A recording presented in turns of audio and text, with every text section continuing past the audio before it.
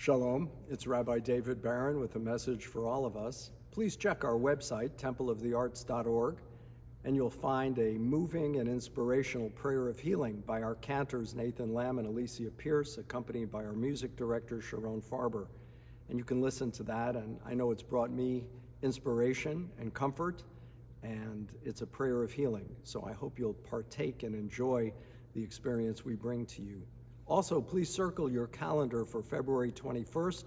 We have a Shabbat dinner and service where we'll be honoring one of our members and benefactors, David Weiner, a Holocaust survivor, as well as another sculptor, Holocaust survivor, and a Holocaust educator.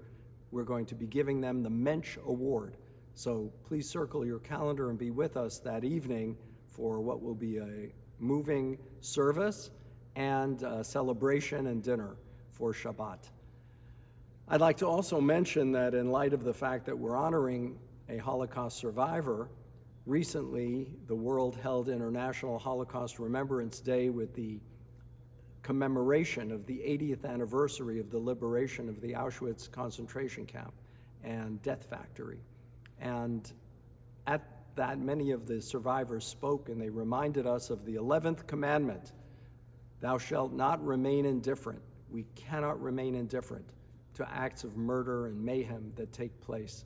And even though people try to obscure and deny the reality of what happened, we can't allow that to take place while we're alive.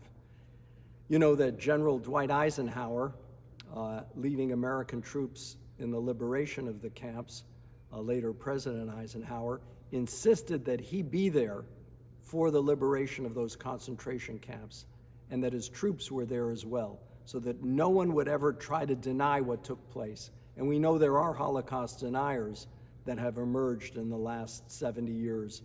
And he insisted that video be taken and that be a remembrance with eyewitnesses who observed the horror of what the Nazis did. And we have to do the same thing here with the horror of what occurred on October 7th, because people will try to deny it. You know, Congresswoman Ilhan Omar, when she was asked about what happened on 9/11, she said, well, some people did something. Can you imagine such an outrageous statement? Not to condemn the Islamic terrorists, the fanatic terrorists who did it, not to speak about that act of murder and mayhem, but to just say some people did something. And that is typical of the denial that has taken place since October 7th.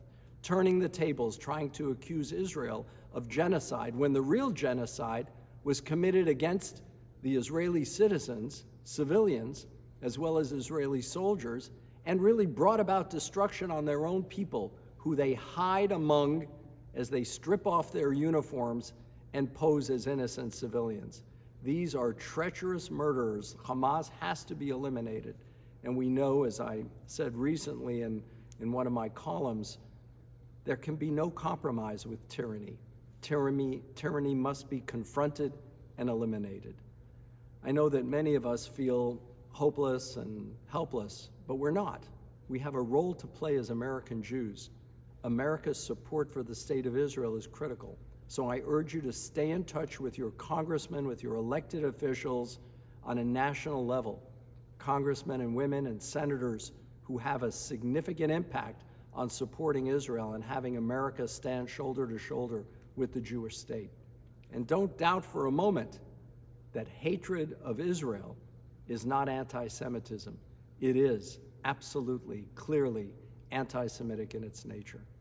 So we encourage you to seek out friends and supporters, and there are many who understand what occurred on October 7th and the role we all have to play, and it's an important role. So I encourage you to do so. And come and participate in the events of the synagogue. We've got a wide array of religious and cultural events happening here at your Temple of the Arts. I look forward to greeting you at many of them, so please join us, and I wish you health and well-being, and let's offer a prayer for the remaining hostages who we delighted at seeing, who were recently reunited with their families and loved ones, and let's pray for the remaining hostages as well as for the soldiers of the Israel Defense Forces and our American troops. May God watch over them and protect them. Keep them safe, O Lord, and return them to their families and loved ones. Amen.